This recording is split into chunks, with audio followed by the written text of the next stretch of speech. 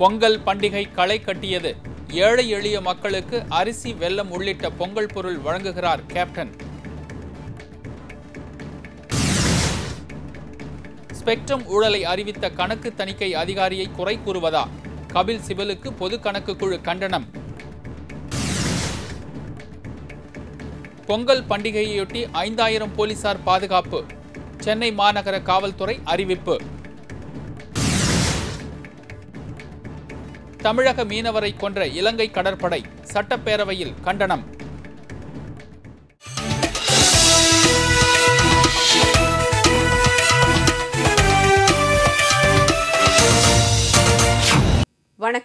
வணக்கம். விரிவான செய்திகள்.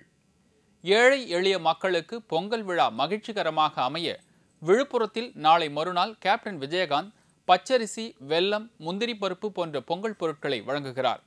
இஸ்லாமியர்களுக்கு பக்ரீத் நாளன்று குர்பானி வழங்கியும், கிறிஸ்தவர்களுக்கு கிறிஸ்துமஸ் அன்று கேக் மற்றும் மட்டன் பிரியாணி வழங்கியும் கேப்டன் விஜயகாந்த் கொண்டாடி வருகிறார். இதேபோல் ஏழை எளிய மக்களுக்கு பொங்கல் திருநாள் மகிழ்ச்சிகரமாக அமைய புதுப்பானை, அரிசி, வெல்லம், முந்திரி பருப்பு, ஏலக்காய், கரும்பு, மஞ்சள் போன்ற பொருட்களை 15ஆம் தேதி சனிக்கிழமை பொங்கல் திருநாளன்று விழுப்புரத்தில் தேமுதிக சார்பில் கேப்டன் விஜயகாந்த் வழங்க உள்ளார். இயன்றதை செய்வோம், இல்லாதவர்க்கே என்ற அடிப்படையில் கழக நிர்வாகிகளும் தொண்டர்களும் தமிழகம் முழுவதும் தங்களால் இயன்ற அளவு மேற்குறிப்பிட்ட பொங்கல் பொருட்களை தாராளமாக ஏழை எளிய மக்களுக்கு வழங்குமாறும் கேப்டன் விஜயகாந்த் கேட்டுக் கொண்டுள்ளார். 2ஆம் அலைக்கற்றை ஒதுக்கீட்டில் அரசிற்கு ஏற்பட்ட நஷ்டம் குறித்து தலைமை கணக்கு தணிக்கை அதிகாரி மதிப்பீடு செய்த தொகை சரியல்ல என்று கூறிய கபில் சிபலுக்கு நாடாளுமன்ற பொது கணக்கு குழு கண்டனம் தெரிவித்துள்ளது. 2ஆம் அலைக்கற்றை ஒதுக்கீட்டு முறைகேட்டால் அரசிற்கு ஏற்பட்ட இழப்பு குறித்து தலைமை கணக்கு அதிகாரி தகவல் வெளியிட்டிருந்தார். அதில் குறிப்பிடப்பட்டுள்ள தொகை சரியானது அல்ல என்று மத்திய தொலைத்தொடர்புத்துறை அமைச்சர் கபில் சிபல் கூறியிருந்தார். இதற்கு நாடாளுமன்ற பொது கணக்கு குழு கண்டனம் தெரிவித்துள்ளது. அமைச்சர் கபில் சிபல் தெரிவித்த கருத்து முறையற்றது என்றும், தலைமை கணக்கு அதிகாரியின் கண்ணியத்திற்கு இழுக்கு ஏற்படுத்தக்கூடியது என்றும் பொது கணக்கு குழு தலைவர் முரளி மனோகர் ஜோஷி கூறியுள்ளார். தணிக்கை அதிகாரிக்கு இதுபோன்ற கண்ணிய குறைவு மீண்டும் ஏற்படாமல் இருக்க தேவையான நடவடிக்கைகள் எடுக்கப்படும் என்றும் அவர் கூறியுள்ளார். மேலும் செய்தியாளர்களை சந்தித்த முரளி மனோகர் ஜோஷி, தணிக்கை அதிகாரியின் மதிப்பீட்டில் மாற்று கருத்து இருந்தால் அமைச்சர் அதை பொது கணக்கு குழுவிடம் தெரிவித்திருக்கலாம். ஆனால் அவர் வெளிப்படையாக தனது கருத்தை வெளியிட்டது சரியல்ல என்றும் அது முறையற்றது என்றும் தெரிவித்தார்.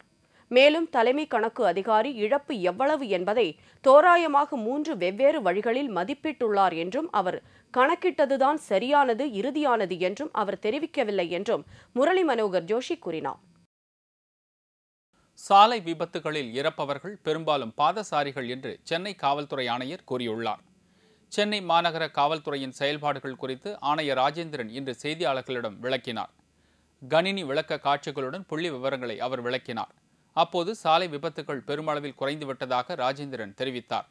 சென்னை சாலைகளை பொறுத்தவரை பாதசாரிகளுக்கு, அதாவது நடந்து செல்பவர்களுக்கு முக்கியத்துவம் அளிக்கப்படுவதில்லை என்றும், வாகனங்களுக்கு போக்குவரத்து விதிமுறைகள் பொருந்துவதாக பரவலான குற்றச்சாட்டு நிலவி வருகிறது. இந்நிலையில் பாதசாரிகளே விபத்தில் அதிகம் உயிரிழப்பதாக ஆணையர் ராஜேந்திரன் கூறியுள்ளார். 2 சக்கர வாகனங்களே போக்குவரத்து விதிமுறைகளை அதிகம் மீறுவதாக குறிப்பிட்ட ஆணையர், இதனை முற்றிலும் கட்டுப்படுத்த போதுமான காவலர்கள் இல்லை என்றும் தெரிவித்தார். வாகனங்கள் நாளுக்கு நாள் அதிகரித்து வருவதாகவும், இவற்றை நெறிமுறைப்படுத்த இயலாத நிலையில் காவல்துறை உள்ளதாகவும் அவர் கூறினார்.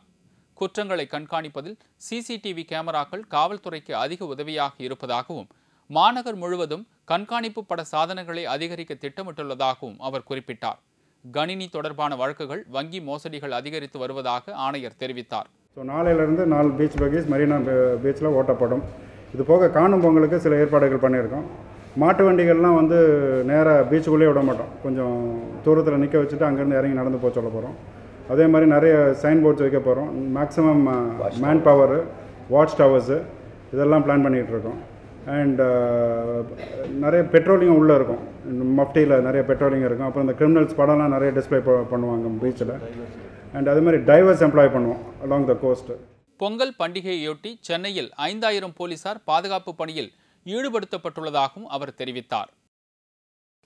தமிழக மீனவர்களை இலங்கை கடற்படையினர் தொடர்ந்து தாக்குவதற்கு தமிழ்நாடு சட்டப்பேரவையில் இன்று உறுப்பினர்கள் கவலை தெரிவித்தார்கள். கடலுக்கு மீன்பிடிக்க சென்ற நாகை மீனவர் ஒருவர் இலங்கை கடற்படையினரால் சுட்டுக் கொல்லப்பட்ட சம்பவம் கண்டனத்திற்குரியது என்றும் சட்டப்பேரவையில் உறுப்பினர்கள் தெரிவித்தார்கள்.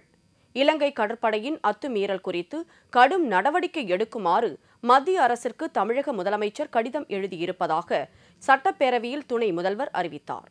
இலங்கை கடற்படையினரின் துப்பாக்கிச் சூட்டில் கொல்லப்பட்ட நாகை மீனவர் குடும்பத்திற்கு 5 லட்சம் ரூபாய் நிதி உதவி அளிக்கப்படும் என்றும் அவரது குடும்பத்தில் ஒருவருக்கு அரசு பணி அளிக்கப்படும் என்றும் தமிழக அரசு சார்பில் தெரிவிக்கப்பட்டது. அதிமுக உறுப்பினர் ஜெயக்குமார் பேசுகையில், இலங்கை தமிழர் பிரச்சினை குறித்து மத்திய அரசிற்கு கடிதம் எழுதுவதோடு தமிழக அரசு நின்றுவிடக்கூடாது என்று வலியுறுத்தினார்.